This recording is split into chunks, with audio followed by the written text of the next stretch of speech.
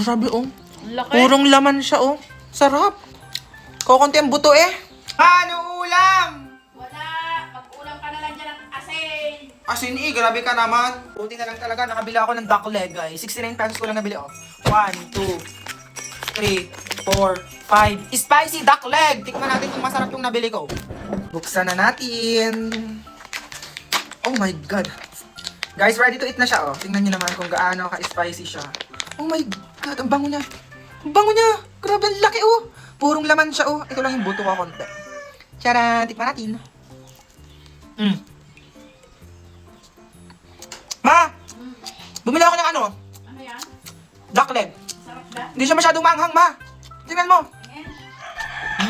Parang kasarap. Tikman mo, oh. Purong laman siya, oh. Yan, oh. Ready to eat na siya. Di ba? Malasa, di ka? Hindi pala manghang. Di nga. Hindi siya masyadong maanghang. Mamaya pala yung ulam ko.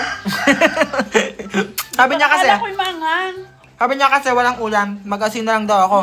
Ay, bumili ako nitong ano, duck leg. Spicy duck leg, guys. For only 69 pesos, meron na kayong ganito.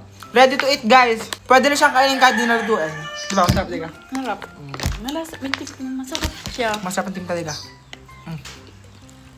Laki. Ang laki naman.